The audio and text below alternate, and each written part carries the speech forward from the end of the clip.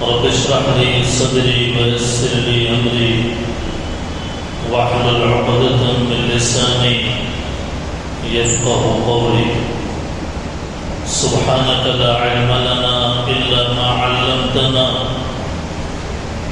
إنك أنت العليم الحكيم سبحان ربك رب العزة عما يصفون وسلام على المرسلين والحمد لله رب العالمين. اللهم صل على سيدنا محمد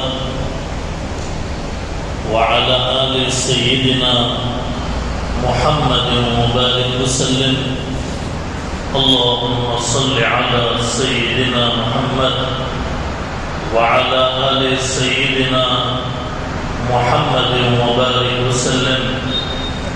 اللهم صل على سيدنا محمد وعلى آل سيدنا محمد وبارك وسلم. حاضرین محترم، سامعین عالی مقام،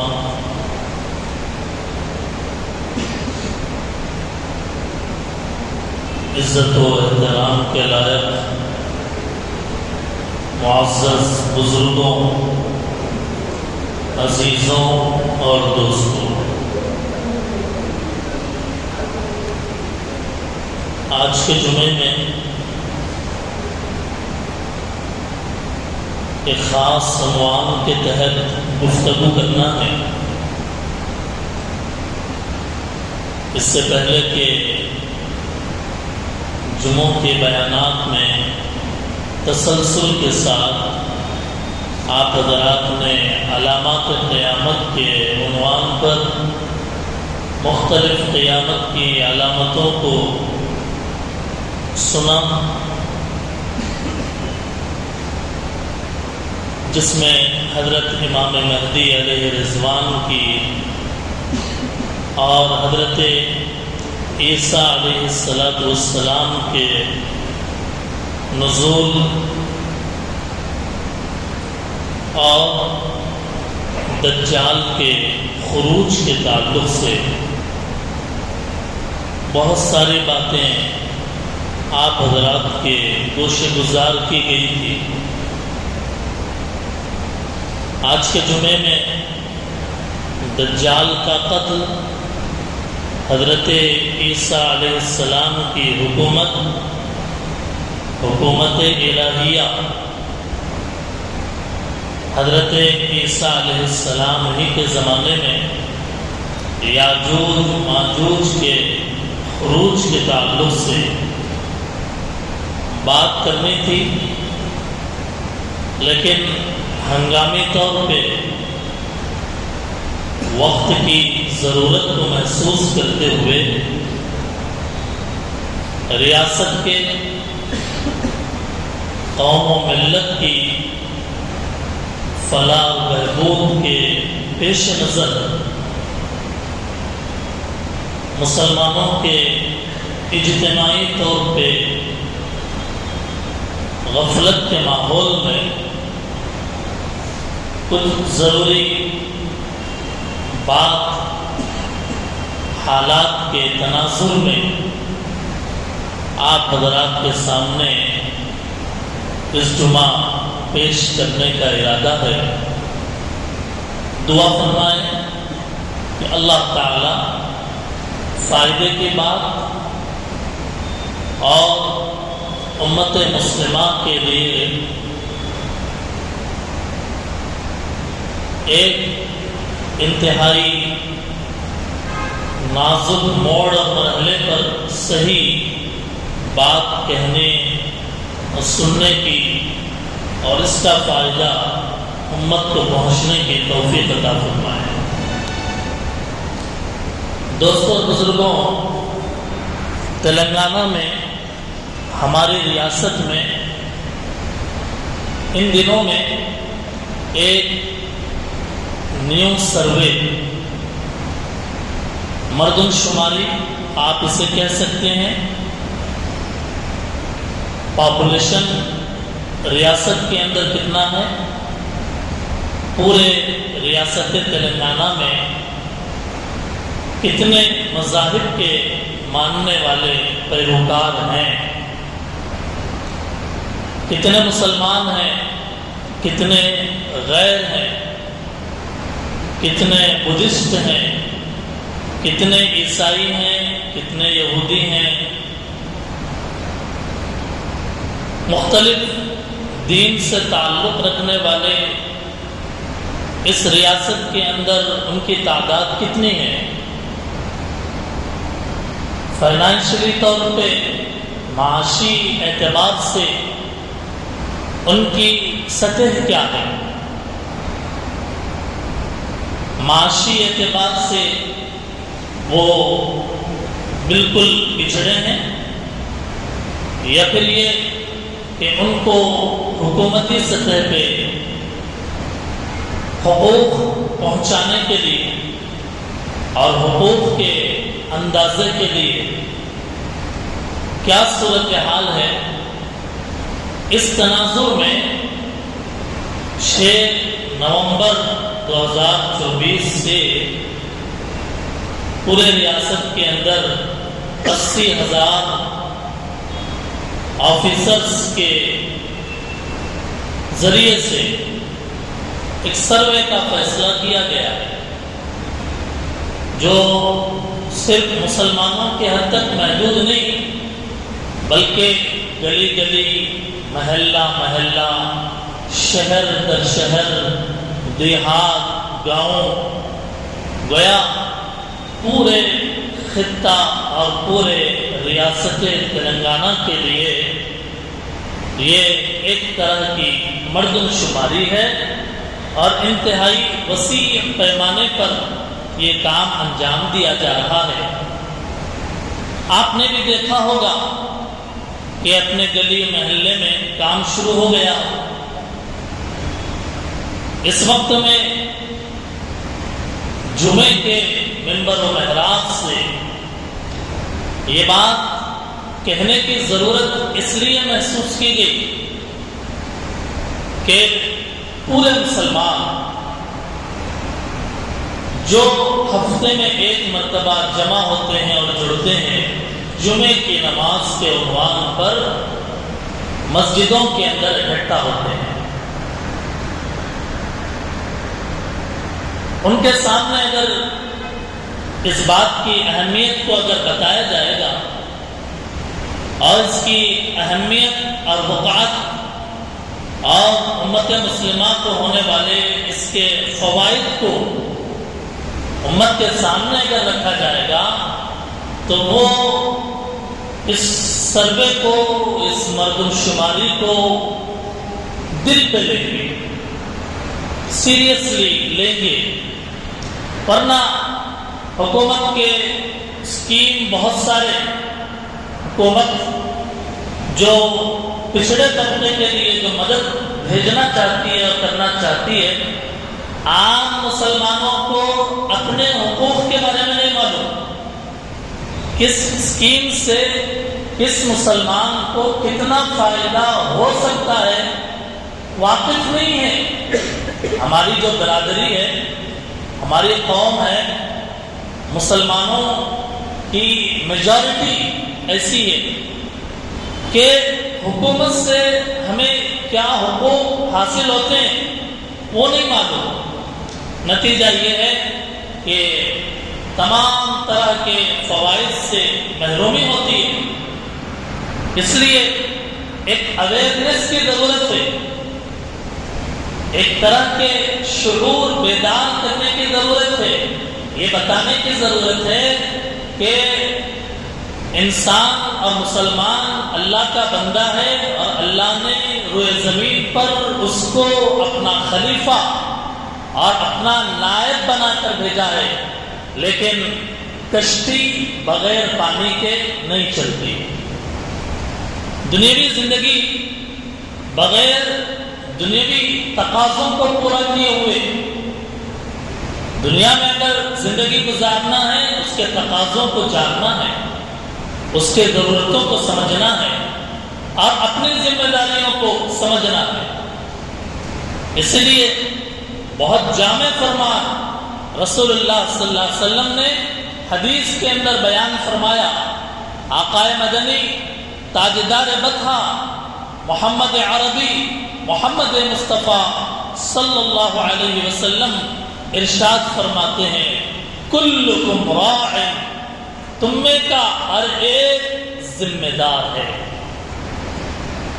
تم میں کا ہر آدمی ذمہ دار ہے۔ وَكُلُّكُمْ مَسْئُولٌ عَنْ رَعِيَّتِهِ، اور تم میں سے ہر ایک سے اپنی ذمہ داریوں کے بارے میں پوچھا جائے گا کہ تم نے اپنے تئیں ذمہ داری کو کس حد تک نبھایا۔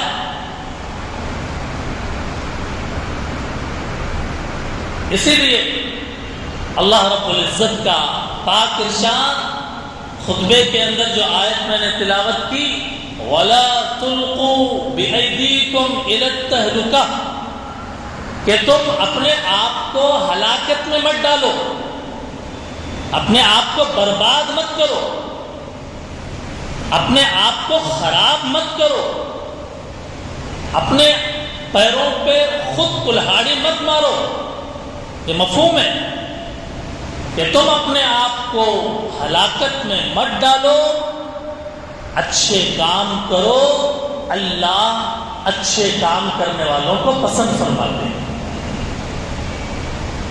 یہ حدیث، یہ آیت موجودہ حالات کے تناظر میں ہم دیکھیں کہ اگر مسلمان اب بھی اگر نہ جاگے اور اس ہونے والے مردم شماری کو نگلیکٹ کرے، نظر انداز کرے، آنکھیں بند کر لے، اپنی دکان، اپنا گھر، اپنا مکان، اپنی ضروریات اگر اسی تک محدود رہ جائیں اور دنیوی تقاضوں کو اگر ہم پورا نہ کریں گے، پھر ہم معاشی اعتبار سے بھی برباد ہو جائیں گے اور اس ملک اور اس ریاست کے اندر رہنے کے اعتبار سے بھی ہمارا بڑا بھاری نقصان ہوگا۔ اسی لیے یہ جتنی تفصیل میں نے بیان کی وہ اس بات کو بیان کرنے کے لیے کہ بہت سارے لوگ سوچتے ہیں اور سمجھتے ہیں کہ بھائی سروے ہو رہا ہے تو ہو رہا ہے، ہمارا کیا لینا دینا، مسجد میں اس کو بولنے کی کیا ضرورت ہے۔ اس کا جواب میں نے دیا ہے قرآن کی آیت پڑھ کر، اس کا جواب میں نے سمجھایا ہے حدیث رسول پڑھ کر کہ تم میں سے ہر ایک ذمہ دار ہے، دینی ذمہ داری بھی ہے، دنیاوی ذمہ داری بھی ہے، گھر کی ذمہ داری بھی ہے، سوسائٹی کی بھی ذمہ داری ہے، ملک کی بھی ذمہ داری ہے، ملی ذمہ داری بھی ہے۔ لہذا ہر ایک کو بیدار ہونا چاہیے، خواب غفلت کے اندر مبتلا نہیں ہونا چاہیے۔ آج ہماری قوم کی حالت اتنی خراب ہے کہ نہ دین کے بارے میں سمجھنا چاہتی ہے اور نہ دنیا کے بارے میں بیدار ہونا چاہتی ہے، سوئے ہوئے ہیں بس۔ کون جگائے گا بھلا بتائیے؟ کہنے کے جو ایک دو موقع جمعے کے عنوان پہ، بیانات کے عنوان پہ، اگر اس میں بھی اگر ہم یہ بات نہیں کریں گے تو وہ کون سی گھڑی آئے گی، وہ کون سا وقت آئے گا کہ جب امت کو جگایا جائے، امت کو یہ بتایا جائے کہ بھائی صاحب آنکھیں کھولیے، آپ کا یہ حق ہے، لیجئے، کہ بھائی صاحب آپ کو موجودہ حکومت کی جانب سے یہ سہولتیں دی جاتی ہیں، آپ ذرا ایک قدم آگے کو بڑھائیے، آپ ذرا حرکت تو کیجئے، آپ کچھ بیدار تو ہوئیے۔ یہ بھی اگر نہیں بتایا جائے گا تو بھلا وہ عمر فاروق تھے، عمر خطاب کے بیٹے، 22 لاکھ مربع میل پر حکومت کرنے والا وہ مرد مجاہد کہ جس کے نام سے شیطان بھی تھراتا تھا، شیطان کے بھی پسینے چھوٹتے تھے، عمر ابن خطاب کے نام سے ڈر، خوف، ذمہ داری کا احساس، اپنی ذمہ داری کا احساس، اپنے خلیفہ ہونے کا احساس، اپنے دینی ذمہ داری کا احساس عمر ابن خطاب رضی اللہ تعالیٰ عنہ سے پوچھیے۔ راتوں میں زمین پہ گشت کر رہے ہیں، راتوں میں چھپ کر، کوئی پروٹوکول نہیں، ایک معمولی انسان کی طرح، ایک معمولی مزدور کی طرح، ایک کسان کی طرح گلیوں میں پھر رہے ہیں اور دیکھ رہے ہیں کہ میری رعایا کو، میرے ماتحتوں کو، میرے اپنے لوگوں کو کس چیز کی ضرورت ہے۔ راتوں میں کاندھوں پہ بوریاں لاد کر، آٹے کی بوریاں لاد کر گھروں میں پہنچا رہے ہیں، خدمت کر رہے ہیں۔ خلیفہ یہ ہوتا ہے، حکمران یہ ہوتا ہے، ذمہ داری کا احساس یہ ہوتا ہے۔ اسی لیے مشہور ہے وہ جملہ کہ عمر ابن خطاب رضی اللہ تعالیٰ عنہ نے کہا تھا کہ دریائے فرات جو مدینے کے قریب نہیں ہے بلکہ کافی دور پہ ہے، دریائے فرات، اگر دریائے فرات کے کنارے پر اگر ایک کتا بھی بھوکا مر جاتا ہے، قیامت کے دن اللہ عمر ابن خطاب سے پوچھیں گے کہ تیری حکومت میں ایک کتا دریائے فرات کے کنارے پر بھوکا مر گیا، تو کیا کر رہا تھا؟ ذمہ داری کا احساس۔ حضرت عمر رضی اللہ تعالیٰ عنہ کو یہ کہ لوگوں کے پاس ان کے حقوق پہنچے، انہیں زمین میں رہنے کا حق پہنچے۔ دوستوں اور بزرگوں، آج ایک موقع، ایک سنہرا موقع ہمیں ملا ہے۔ 6 نومبر سے جو سروے مردم شماری پورے ریاست کے اندر شروع ہوا ہے، اس کے اندر اپنے پاپولیشن کو بتانے کی ضرورت ہے۔ بھئی ہم ہیں زندہ، ہمیں مردوں میں مت لکھو، ہم زندہ ہیں، ہم یہاں ہیں، آپ کے اسٹیٹ میں، اس شہر میں، اس محلے میں، ہم یہاں رہتے ہیں، ہمارا گھر یہ ہے، ہمارے بچے یہ ہیں، ہمیں ہمارے حقوق دیے جائیں، ہمیں ہمارے حقوق پہنچائے جائیں۔ یہ مطالبہ کرنے کا وقت ہے، اقدام کرنے کا وقت ہے، خواب غفلت میں مبتلا ہونے کا وقت نہیں ہے۔ اسی لیے دوستوں اور بزرگوں، یہ طبقاتی سروے جو کیا جا رہا ہے، آپ حضرات بھی جانتے ہیں کہ 75 سے زائد سوالات اس کے اندر، مختلف طرح کے سوالات اس کے اندر ہیں۔ اس کا جو سروے فارم بنا ہوا ہے اس کے 2 حصے ہیں، چنانچہ جس کے اندر نام کیا ہے، والد کا نام کیا ہے، مذہب کیا ہے، آپ کے مذہب کا کوڈ کیا ہے، مسلمان ہیں، غیر مسلم ہیں، سکھ ہیں، عیسائی کیا ہیں، اور مذہب اگر ہے تو اس مذہب کے اندر آپ کس ذات کے ہیں، آپ کس طبقے سے تعلق رکھتے ہیں، آپ ایس سی ہیں، ایس سی ایس ٹی ہیں، آپ بی سی ہیں، آپ او سی ہیں، یا آپ بی سی بی میں آتے ہیں یا بی سی ای میں آتے ہیں۔ یہ اسلام، مسلمان ہونا فارم میں اگر صرف مسلمان لکھے کافی نہیں ہے، آگے یہ وضاحت ضروری ہے کہ مسلمانوں میں ہم کون سے طبقے سے تعلق رکھتے ہیں، ہم شیخ ہیں یا پٹھان، ہم سید ہیں یا خان، ہم بوہرے ہیں یا شیعہ، کیا ہیں؟ یہ طبقے کی وضاحت جب تک نہیں ہوگی، یہ ذات کی وضاحت، یہ کاسٹ کے یہ ضمنی سوال جب تک حل نہیں ہوں گے تو اس کا حقیقی فائدہ نہیں پہنچ سکتا۔ عطار ہیں، دھوبی ہیں، فقیر ہیں، حجام ہیں، کیا ہیں؟ اس کی وضاحت ضروری ہے۔ آپ کی مادری زبان کیا ہے؟ مختلف طرح کے یہ سوالات اس کے اندر شامل کیے گئے ہیں۔ آپ کا آدھار نمبر کیا ہے؟ آپ کا ووٹر آئی ڈی نمبر کیا ہے؟ آپ خدا نہ خواستہ معذور تو نہیں ہے؟ پیر ٹوٹا ہوا ہو یا آنکھ سے نابینا ہو یا کوئی اگر ہے تو اس کی وجہ، شادی شدہ ہیں یا نہیں، شادی کے وقت عمر کیا ہے، آپ کس اسکول سے پڑھے ہیں، آپ کے تعلیمی قابلیت کیا ہے، کیا پڑھے ہوئے ہیں آپ ڈاکٹر ہیں، انجینئر ہیں، یا آپ 10th پڑھے ہوئے ہیں، کیا پڑھے ہوئے ہیں آپ اگر ملازم ہیں، سرکاری ملازم ہیں تو کیا ملازمت کرتے ہیں، ملازمت کی نوعیت کیا ہے، آپ کی سالانہ آمدنی کیا ہے، آپ کی بینک کی تفصیلات کیا ہیں، آپ کی جائیدادیں کہاں کتنی ہے، مکان ہے تو ذاتی ہے یا کرائے کا، راشن کارڈ ہے تو راشن کارڈ کا نمبر کیا ہے۔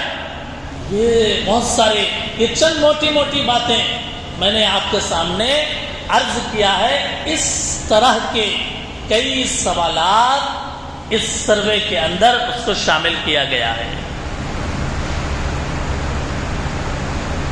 80,000 آفیسرز جس کے اندر گورنمنٹ اسکول کے جو سٹاف ہے اس کو استعمال کیا گیا، اور بہت سارے دوسرے شعبوں کے بھی حضرات کو اس کے اندر شامل کیا گیا۔ ایک آفیسر کے تحت 150 سے 175 مکانات کی ذمہ داری، 30 دن تک، بلکہ 6 نومبر سے 30 نومبر تک یہ سروے مکمل کرنا ہے۔ آگے اگر ایکسٹینشن ہو تو بات الگ ہے، لیکن اس وقت کی جو صورتحال ہے وہ یہ ہے کہ 30 نومبر تک مکمل کرنا ہے۔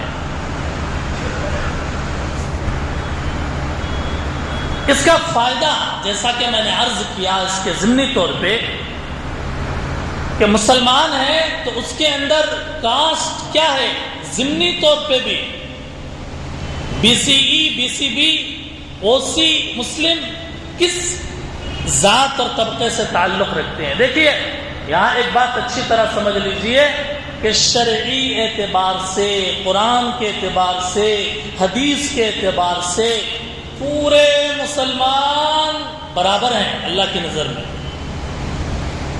اردو بولنے والا اونچی ذات کا، تیلگو بولنے والا نچلی ذات کا، اسلام میں یہ خیال ہے ہی نہیں۔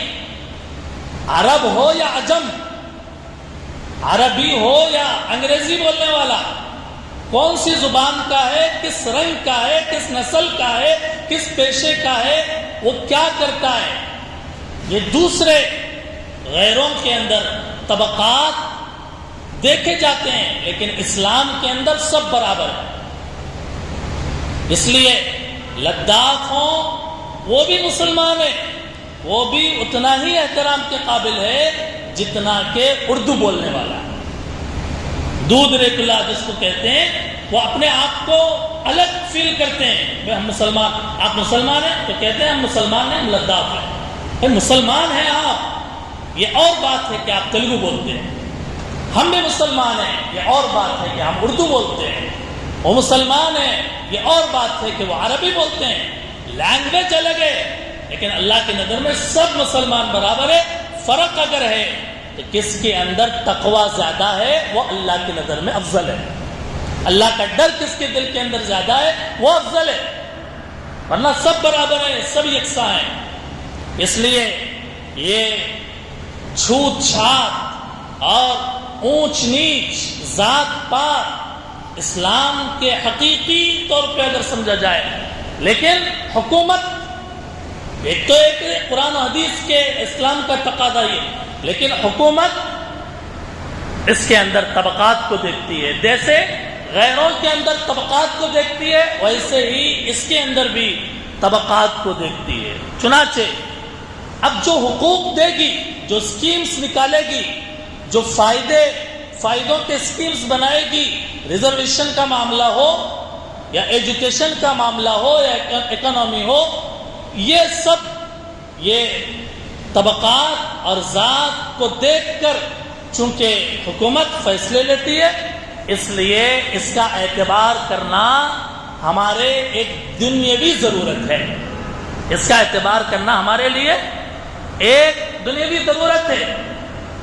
اب اگر ہماری تعداد زیادہ ہوگی، ہمارا پاپولیشن کا پرسنٹیج زیادہ ہوگا، تو ہمارے لیے حقوق بھی اتنے زیادہ ملیں گے، ہمارے لیے اتنی سہولیات فراہم کی جائے گی، جس کی جتنی بھاگیہ داری اس کی اتنی حصہ داری۔ اب اگر صحیح ہم اس کے اندر مدد کریں گے اور اپنے آپ کو آگے بڑھا کے اس کے اندر یہ فارم فل کریں گے، تو نتیجہ یہ ہوگا کہ مسلمان ایک بڑی تعداد میں گویا کہ اپنے آپ کو ظاہر کریں گے۔ چنانچہ جو اسکیم آئیں گے اور جو ایجوکیشن کے بارے میں ہو یا ہیلتھ کے بارے میں ہو یا دوسرے جو حکومتی سطح پہ فیصلے ہوں گے، اس کے اندر اس کا اعتبار کیا جائے گا۔ اس لیے دوستوں اور بزرگوں، اس سے واقفیت ضروری ہے۔ صورتحال یہ ہے کہ مسلمان یا تو ناواقف ہے، نہیں جانتے، یا پھر یہ واقف ہیں لیکن کاہلی ہے، غفلت۔ یہ دونوں چیزوں کو دور کرنے کی ضرورت ہے۔ اگر مجھے واقفیت نہیں ہے ان معاملات سے، تو ضروری ہے کہ واقف ہوں، معلومات لیں، آگے بڑھیں۔ اور اگر معلومات ہیں تو جن کو معلوم نہیں ہے اپنے بستی میں، ان کو بتائیں، دوسروں کو بیدار کریں۔ خاص بات اس کے اندر یہ ہے کہ کالم نمبر 5 میں، جو کالم ہوگا 5 نمبر پہ، اس میں مسلمان لکھنا، مذہب اسلام ہے ہمارا۔ میں کہا کہ اتنا کافی نہیں ہے، اب کالم نمبر 6 میں آپ کس ذات طبقے سے آتے ہیں وہ لکھنا ضروری ہے۔ آپ بی سی ہیں یا او سی، اس کی تعین ضروری ہے۔ خاص طور پہ توجہ دینے کی بات یہ ہے کہ کالم نمبر جو 7 ہے، اس کے اندر بی سی ای، اس کے زیادہ سے زیادہ لکھنے کی ترغیب دی جا رہی ہے۔ کہ کالم نمبر 7 میں، سروے فارم کے کالم نمبر 7 میں بی سی ای، لیکن یہ بھی سمجھنا ہے کہ کون لکھے گا بی سی ای، او سی مسلم کون لکھے گا، بی سی بی کون لکھے گا، یہ بھی سمجھنا ضروری ہے۔ چنانچہ چند ہدایات ہیں۔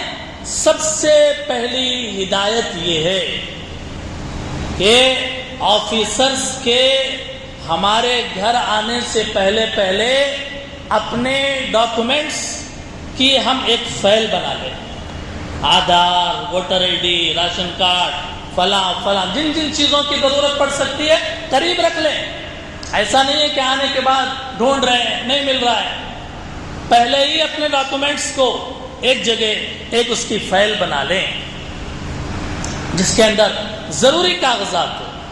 دوسرے نمبر پر، جب آفیسر آئے سروے کے لیے، دروازے پر کھڑے ان کو جو ہے فارم فل نہ کرائیں، بلکہ ان کا اکرام کر کے کرسی پہ بٹھا کے ہم خود بھی اطمینان سے بیٹھ کے جی آگے کارروائی کرائیں، انفارمیشن دکھائیں۔ ایسا نہیں کہ کھڑے لکھ لو پھر چلے جاؤ، اس سے بد نظمی ہوتی ہے اور ایک لکھنے کا ایک لکھا جاتا ہے، اطمینان نہیں ہوتا۔ اس لیے یہ دوسرا کام ہے۔ تیسرا کام یہ ہے کہ جب فارم فل کرنے لگے تو آپ کھڑے ہو کر اپنے نام کو صحیح سپیلنگ کے ساتھ لکھائیے۔ اردو کے نام ہے، اسلامی نام ہے، آنے والے اگر غیر ہیں تو ان کو نہیں معلوم، کیوں کہ میں فرق کیا ہے نہیں معلوم۔ وہ کیوں کیجیے گا کہ ایسے ہی غلطی ہوتی ہے.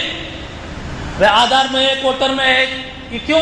اس لیے کہ ان کو معلوم ہی نہیں ہے، ان کو جو سمجھ میں آیا. ہم قریب رہ کے دیکھیں کہ صحیح سپیلنگ لکھی جا رہی ہے یا نہیں، خود نظر رکھیں. چوتھا کام یہ ہے کہ کچھ کالمز پر خاص نظر رکھیں. کالم نمبر 5، 6، 7 اس پہ خاص توجہ دیں. کالم نمبر 5 میں نے کہا مسلمان لکھانا ہے، 6 میں ذات لکھانا ہے، بی سی ہے یا او سی ہے، 7 میں بی سی کے ساتھ ای ہے یا بی ہے، او سی ہے کیا ہے وہ لکھانا ہے. چنانچہ اب اس کی تھوڑی تفصیل آپ دیکھ لیں کہ جو حضرات سید ہیں، مغل ہیں، بوہرے ہیں، یا خان ہیں، یا پٹھان ہیں، یا مرزا ہیں، وہ کالم نمبر 7 میں او سی مسلم لکھائیں گے. یہ جتنے حضرات کے میں نے نام گنوائے، یعنی جن کی ذات میں سید، خان، مرزا وغیرہ وغیرہ، بوہرے وغیرہ، او سی مسلم. دوسرے جو لداف ہیں، لداف کے معنی تیلگو زبان بولنے والے، احترام کے وہ قابل ہیں، ان کو ایک عام زبان میں دودھ ریکولا کہتے ہیں، تو وہ اس کالم میں بی سی بی لکھوائیں گے، بی سی بی لکھوائیں گے. نمبر 3 جو حضرات اپنے نام کے سرنیم میں محمد لکھتے ہیں، شیخ لکھتے ہیں، محمد شیخ عبدل وغیرہ ہو، تو وہ بی سی ای لکھوائیں گے. کالم نمبر 7 میں بی سی شیخ ہیں، محمد لگاتے ہیں جی. یا بہت سارے ایسے بھی لوگ ہیں کہ جن کے ساتھ کوئی ضمنی کاسٹ نہیں ہے، محمد بھی نہیں ہے، سعید بھی نہیں ہے، کچھ بھی نہیں ہے، تو وہ کیا لکھائیں گے؟ بی سی ای ہی لکھوائیں. بات سمجھ میں آ رہی ہے؟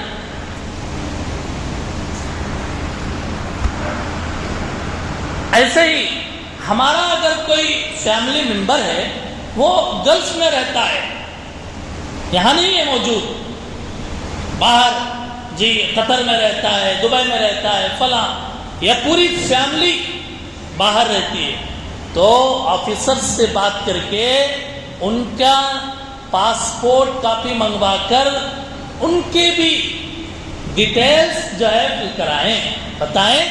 ان کے لیے الگ جو ہے طریقہ کار ہے، وہ بتائیں گے. جب ہم اپنا مسئلہ پیش کریں گے تو بتائیں گے. ہمارا کوئی بیٹا ہے، باہر رہتا ہے، ہم یہاں ہیں، اس کا بھی نام لکھانا ہے، یا پوری کی پوری فیملی ہے، باہر رہتی ہے، گلف میں رہتی ہے، وہ بتا کر ان کی بھی جو ہے کارروائی کرانا ہے. آخری بات یہ ہے کہ ناموں کے لکھوانے میں شارٹ کٹ نہ لکھوائیں. نام لکھوا رہے ہیں، جیسے شیخ ہے، محمد ہے، سید ہے، سید کو ایس ڈی لکھا ہے، محمد کو ایم ڈی لکھا دیے جی، شیخ کو ایس کے لکھا ہے، نہیں، بلکہ پورا نام لکھائیے، یعنی پورے اسپیلنگ کے ساتھ، ایس ایچ اے آئی کے شیخ. محمد کی بھی پوری اسپیلنگ، ایس ڈی کی بھی پوری اسپیلنگ کے ساتھ اس کے اندر نام لکھانا چاہیے. شارٹ کٹ میں نہ لکھائیں. یہ چند باتیں ہیں جو مناسب سمجھ میں آئی، آپ حضرات کے گوش گزار کی گئی. ان باتوں میں اگر کوئی بات سمجھ میں نہیں آئی یا کچھ ڈاؤٹ ہے، بہت سارے ہمارے جی ایجوکیٹڈ طبقہ ہے، وہ جانتے ہیں رولز کو، آپ معلوم کریں ان سے، اپنے معتبر ذرائع سے اپنے سوال کو پیش کر کے جی اپنے مسئلے کا حل لیں، انشاءاللہ بڑا فائدہ ہوگا. اس وقت ضرورت ہے کہ شہر کتگڑم کے ایک ایک محلے میں، ایک ایک کالونی میں، ایک ایک مسلمان، نمازی بے نمازی چھوڑ دیجیے، آپ مسلمان ہیں، زیادہ سے زیادہ لوگوں کو بتانے کی ضرورت ہے، لوگوں کو ہوشیار کرنے کی ضرورت ہے، لوگوں میں اویئرنیس پیدا کرنے کی ضرورت ہے، تاکہ ہم حکومت کے سامنے اپنا پاپولیشن پرسنٹیج بتائیں، تاکہ آئندہ ہمیں اور ہماری نسلوں کو کوئی نقصان بھگتنا نہ پڑے، تمام طرح کے حقوق ہمیں حاصل ہوں۔ یہ قاعدہ ہے اور یہ نظام ہے